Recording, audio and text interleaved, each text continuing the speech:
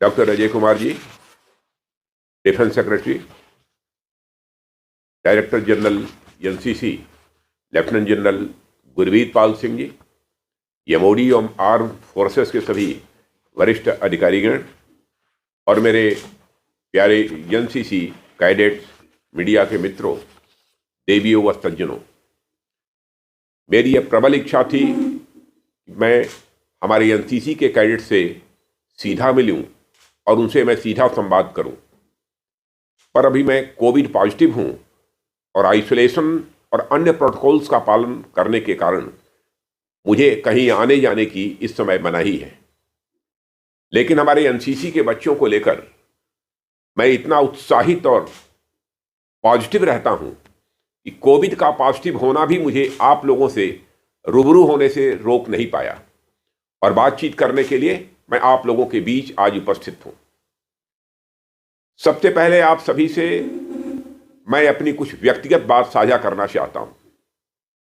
अपनी political journey शुरू करने से पहले मैं एक स्टूडेंट, एक कैडेट और फिजिक्स का एक टीचर भी रहा हूं। इसलिए जब जब भी नेशनल कैडेट कोर के किसी इवेंट में जाने और कैडेट से मिलने का अवसर मिलता है तो मेरे अंदर का पुराना शिक्षक भाव जागृत हो उठता है और मेरा पूरा प्रयास रहता है कि मैं ऐसा मौका किसी भी सूरत में हाथ से न जाने दूं। मित्रों, ऐसा इसलिए भी होता है क्योंकि आप सबके अंदर मुझे हमारे भारत की एक झलक दिखाई देती है। एक ऐसा भारत जिसके शरीर अनेक हैं पर आत्मा एक है, जिसकी ब्रांचेज अनेक हैं पर रूट एक है। कहने के लिए तो आप लोग भारत देश के 17 अलग अलग डायरेक्टरेट से यहां आए हैं, पर उन 17 डायरेक्टर्स के बहाने मैं आप सब में अनेक क्षेत्र, अनेक भाषाएं और अनेक संस्कृतियां, अनेक रीति रिवाज मैं देखता रहा हूं। मेरे प्यारे कैडेट्स, आप लोग सर्दी, गर्मी और बरसात की तमाम मुश्किलों को पार करते हुए यहां तक पहुंचते हैं। देश भर के लाखों करोड़ों बच्चों में से कुछ बच्चे ही एनसीसी ज्वाइन कर पाते हैं और उनमें से भी बड़े कम बच्चे होते हैं जो इस रिपब्लिक डे कैंप तक पहुंच पाते हैं। पर आप लोगों ने कभी यह सोचा है कि एनसीसी जैसे ऑर्गेनाइजेशन का मकसद आखिर क्या है, या फिर आपने एनसीसी को क्यों ज्वाइन किया है? क्या आपने एनसीसी केवल घूमने टहलने और कैंप करने के लिए ज्वाइन किया है, या फिर वर्दी पहनने के लिए, या फिर बी और सी सर्टिफिकेट प्राप्त करने के लिए ज्वाइन किया है? और एनसीसी में आने के बाद आपने अपने अंदर कुछ बदलाव देखा है या नहीं देखा है? अगर आप सभी ने इन बातों पर गौर किया है तो अच्छी बात है बच्चों, नहीं तो आज रात सोने से पहले आप सभी इस पहलू पर भी विचार करें। मैं आपसे अपील करना चाहता हूं। विचार का मतलब नहीं कि आप एनसीसी के तात्कालिक नफे नुकसान के बारे में सोचें, बल्कि यह है कि एनसीसी के जीवन ने आपके बाकी जीवन को कैसे प्रभावित किया है, इस पर विचार करने की मैं बात कर रहा हूं। इस तरह से अगर आप देखेंगे तो मैं निश्चित रूप से कह सकता हूं कि आप अपनी लाइफ को 2 पीरियड्स में पाएंगे, एक प्री एनसीसी लाइफ और एक पोस्ट एनसीसी लाइफ। एनसीसी अब तक आपके अंदर ऐसी क्वालिटीज पैदा कर चुकी है जो आपको एक कंप्लीट पर्सन बनाने में सहायक होती है।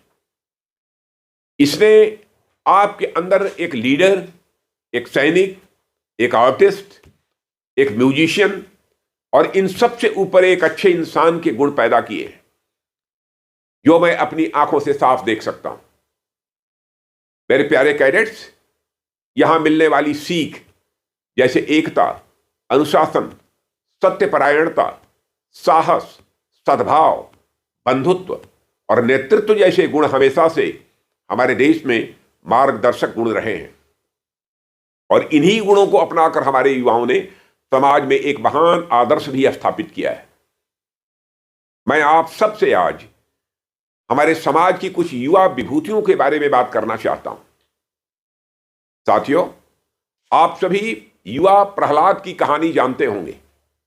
उनके पिता हिरण्यकश्यप ने तरह तरह से उन्हें सच्चाई की राह पर चलने से रोकना चाहा।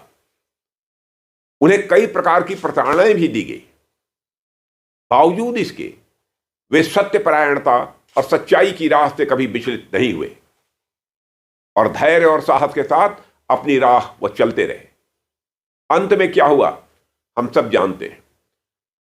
प्रहलाद ने हमें दिखाया कि समाज में अन्याय का कोहरा कितना भी घना हो, मानव अपने मूल्यों और आत्मिक शक्ति के सूरज के सहारे उसे चीर कर अपनी नई राह बना सकता है। इसी तरह आप सभी जगत गुरु शंकराचार्य के बारे में भी अवगत होंगे।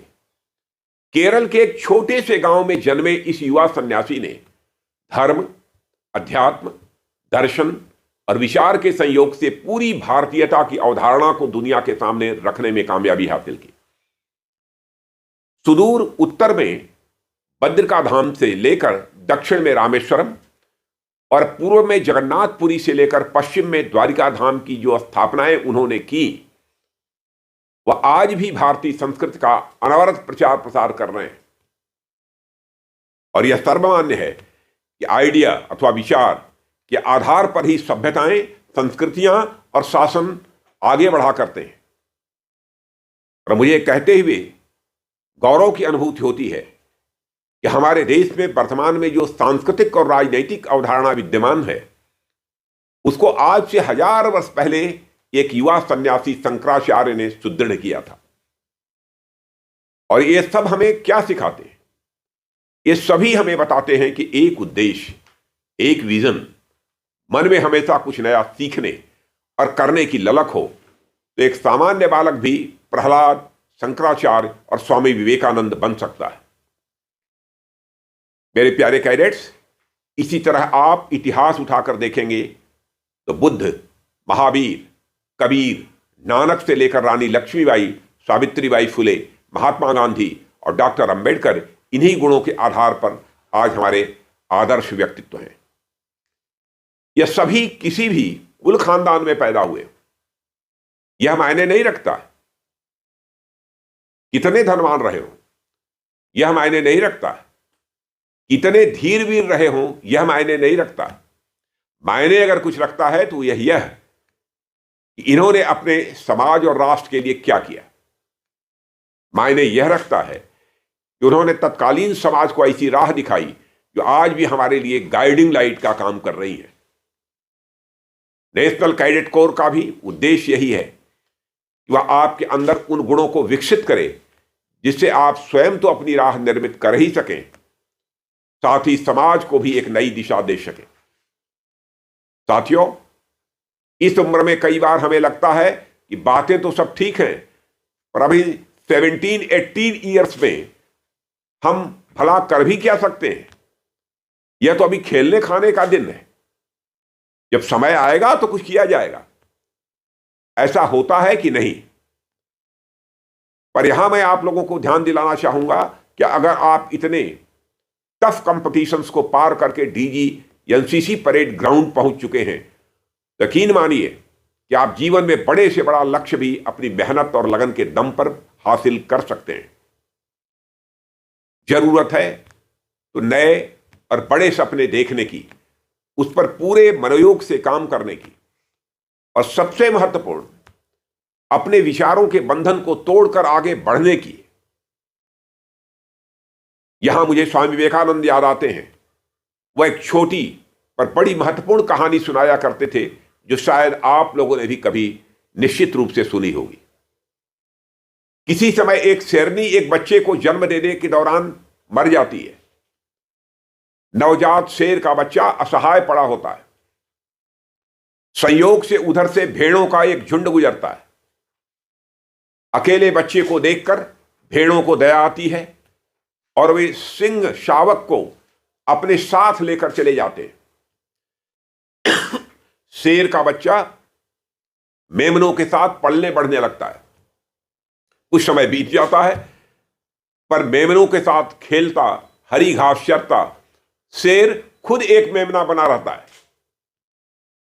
एक बार घास चरते चरते शेर अपने झुंड से कुछ आगे बढ़ जाता है। वहां उसे एक दूसरा बड़ा शेर दिखाई देता है, जिसे देखते ही छोटे शेर के प्राण सूखने लगते हैं और वह में करता दुबक जाता है।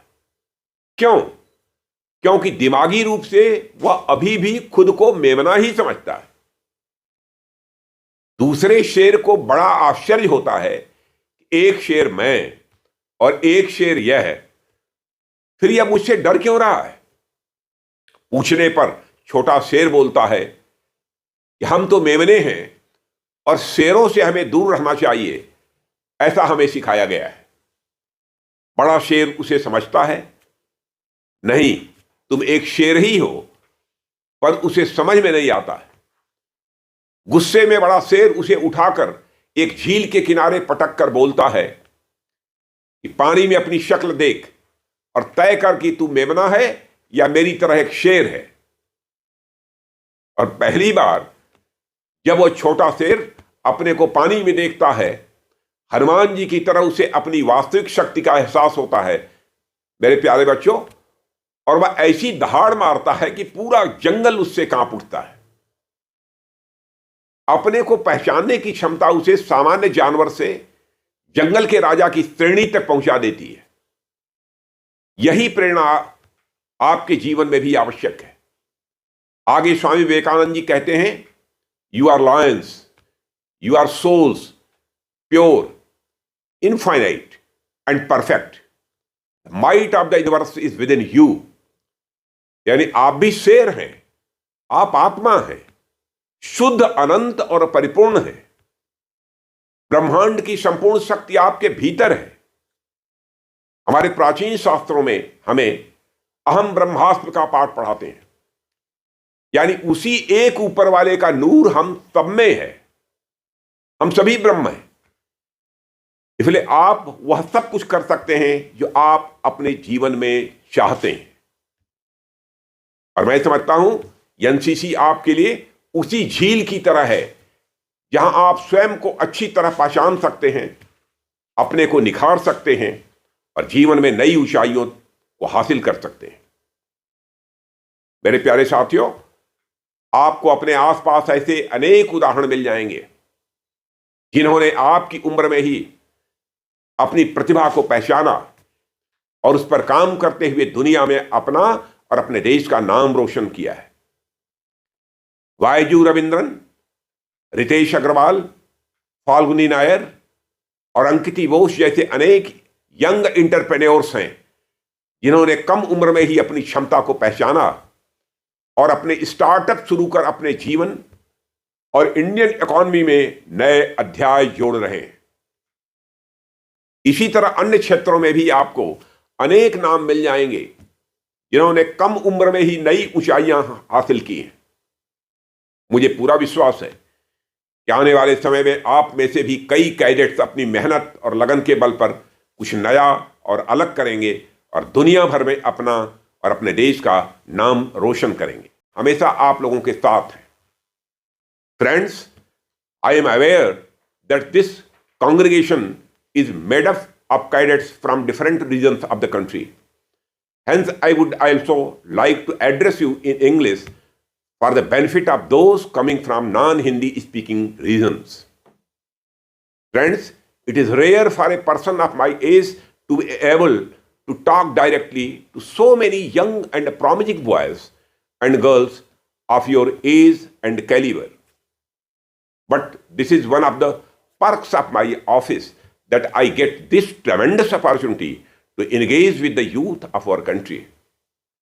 Let me exhort you to go ahead in your life with a vision to create something new, to create something of the highest order, that is, to create something that makes you successful and also makes our country proud at the same time.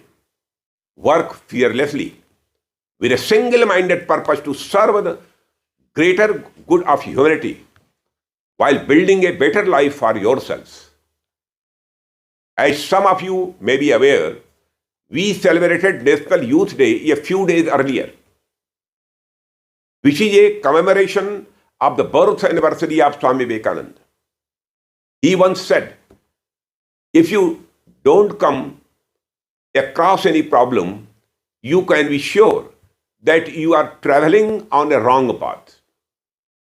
What I mean to say is that while treading the path of righteous living, you would definitely face a number of problems, but you have to surmount them and keep moving ahead. So my exhortation to you all is very simple. Don't take the easy options. In this context, I am reminded also of the poem The Road Not Taken by Robert Frost. Two roads diverged in a wood, and I took the one less traveled by you. And that has made all the difference. My young friends, dream big, think new and different ideas, dare to chart your own course, venture into rough seas with a sensitive heart, and bring back the pearl of wisdom and empathy. Let me tell you something. Every generation has discovered the truths of life anew. The truths that we discovered or our preceding generations discovered would certainly aid you in your process of discovery. But you would have to do the hard work for yourselves. Progress awaits you. Let that dawn be free from petty jealousies and the soul-sapping prejudices of reasons, religions, castes, and classes. Let there be equality between men and women, enjoying the highest measure of liberty, consistent with the common good. You just have to open your eyes. If you do so with the commitment of the Karma Yogi, I have full confidence that you will surpass the glory of our ancient past. अंत में मैं DGNCC और उनकी team को मैं बधाई देना चाहता हूं, जिन्होंने इस प्रतिष्ठित रिपब्लिक डे कैंप के आयोजन में कड़ी मेहनत की है।